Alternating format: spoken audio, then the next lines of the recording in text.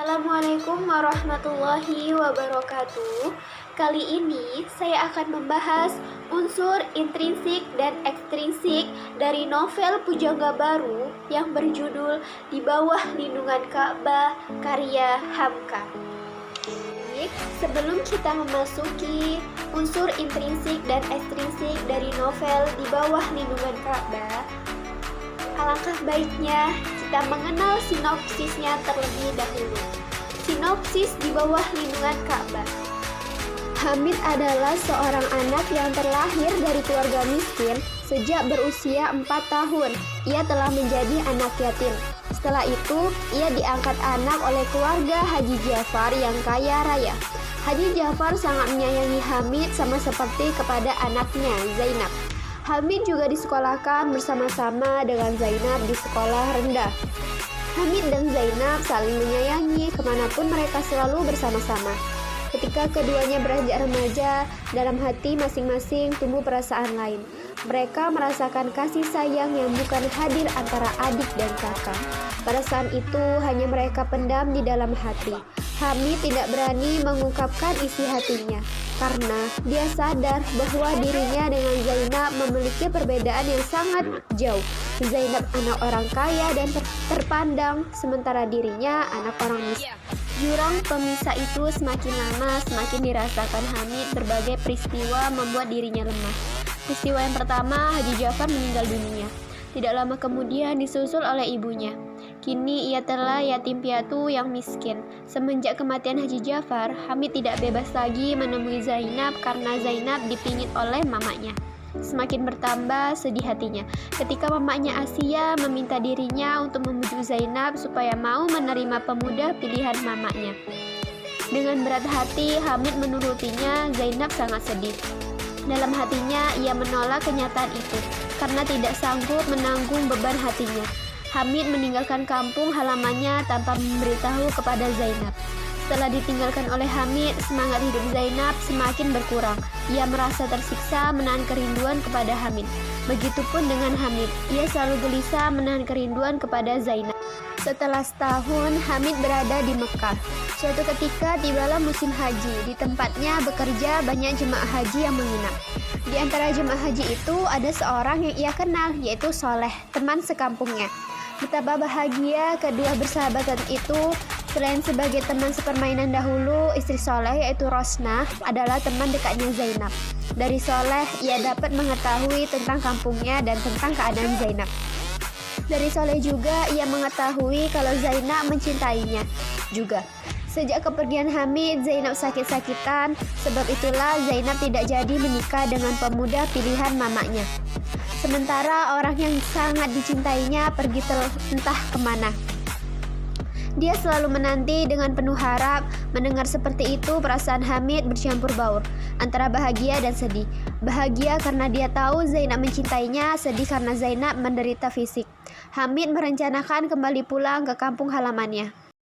Setelah pertemuan itu, Soleh langsung mengirim surat kepada Rosnah menceritakan pertemuannya dengan Saleh.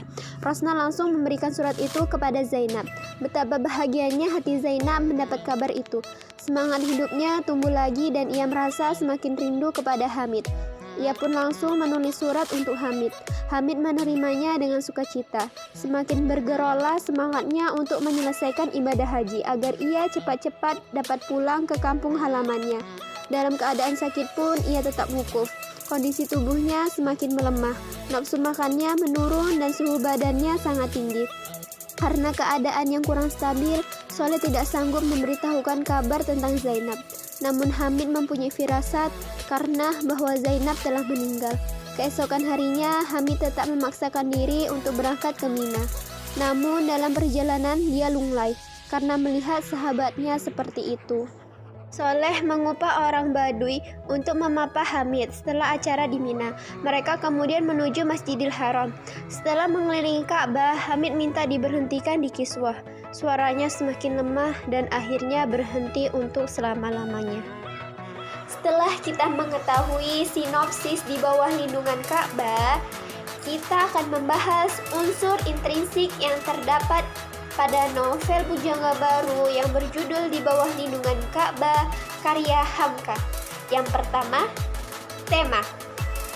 Tema dalam novel tersebut pengorbanan cinta dan kasih tak sampai karena di akhir cerita Hamid dan Zainab tidak bersatu. Keduanya tidak menikah sampai mereka meninggal bersama di tempat yang berbeda, yaitu Hamid di bawah Ka'bah dan Zainab di pantai. Kemudian yang kedua, tokoh. Tokoh yang pertama, Hamid. Hamid seorang yang pintar, penyabar, patuh kepada orang tua, rendah hati dan sopan. Kemudian Zainab. Zainab orang yang sabar, rendah hati, patuh kepada orang tua. Kemudian Ibu Hamid. Ibu Hamid seorang yang gigih, sabar, berjuang hidup walaupun tanpa Hamid. Kemudian Haji Jafar. Haji Jafar seorang yang baik hati dan dermawan. Kemudian Ibu Zainab atau Mak Asiyah. Mak Asiyah adalah seorang yang dermawan. Kemudian Saleh. Saleh adalah orang yang baik, rajin, setia kawan. Kemudian Rosnah. Rosnah seorang yang setia kawan dan baik hati. Yang ketiga, alur. Alur pada novel tersebut alur campuran, yaitu mundur dan maju. Kemudian yang keempat, setting. Setting waktu. Setting waktu pada novel tersebut terdapat pada pagi hari, sore hari, dan malam hari. Kemudian tempat. Tempat pada novel tersebut ada di kereta, stasiun, rumah Zainab, surah di pagar kayu, di pantai, Tawalib, dan rumah Hamid dan Mekah. Kemudian yang suasana. Suasana pada novel tersebut suasana senang, suasana sedih, dan tegang, dan haru. Kemudian yang kelima, sudut pandang pada novel tersebut terdapat pada orang ketiga sebagai pelaku utama. Kemudian selanjutnya yang keenam, gaya bahasa. Gaya bahasa yang terdapat pada novel tersebut gaya bahasa klasik dan sopan. Kemudian yang ketujuh, amanat. Amanat pada novel di bawah lindungan Ka'bah, segala masalah dapat diatasi dengan berserah diri atau kembali padanya. Karena di bawah lindungannya, masalah apapun dapat diatasi dengan mudah dan cinta yang tulus. Itu adalah sesuatu yang abadi dan suci.